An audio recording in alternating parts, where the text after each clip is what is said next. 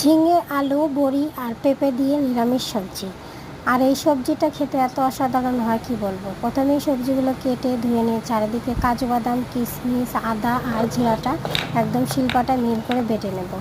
আর এই বাটা মশলাটা দিলেই সবজির স্বাদটা দ্বিগুণ বেড়ে যায়। তারপরে কিছুটা তেলে আমি বড়িটা ভেজে নেব, লাল লাল করে ভেজে তুলে নিয়েছি। আর এদিকে জিরে, পাঁচফোড়ন, তেজপাতা আর একটা শুকনো লঙ্কা দিয়ে সেই বাটা মশলাটা দিয়ে ভালো করে কষিয়ে সবজিগুলো দিয়ে দেবো। আর এর মধ্যে দেবো হচ্ছে লবণ স্বাদ মতো, তারপর ছিল হচ্ছে হলুদ আর ধনের গুঁড়ো। এগুলো কাঁচা লঙ্কা দিয়ে ভালো করে কষিয়ে সামান্য জল দিয়ে কষিয়ে নিতে হবে। তারপর কষানো হয়ে গেলে বড়ি দিয়ে সামান্য জল দিয়ে আবারও ঢাকনা দিয়ে ঢেকে নামানোর আগে ঘি, গরম মশলা দিয়ে নামাতে হবে। আর এদিকে আমার সবজিটা হয়ে গেছে। আমি নিয়েছি গরম গরম ধোয়াতো ভাত, আর ছিল লেবু আর সবজি।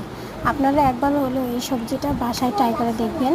আর নিরামিষ দিনে মনে করেন যে কী রাঁধবো ভেবে পাচ্ছেন না, তখন এই সবজিটা একবার হলেও ট্রাই করবেন। ভিডিওটা ভালো লাগলে অবশ্যই লাইক, শেয়ার, কমেন্ট আর চ্যানেলটিকে সাবস্ক্রাইব করতে ভুলবেন না। পাশে থাকার জন্য অবশ্যই চ্যানেলটিকে সাবস্ক্রাইব করবেন।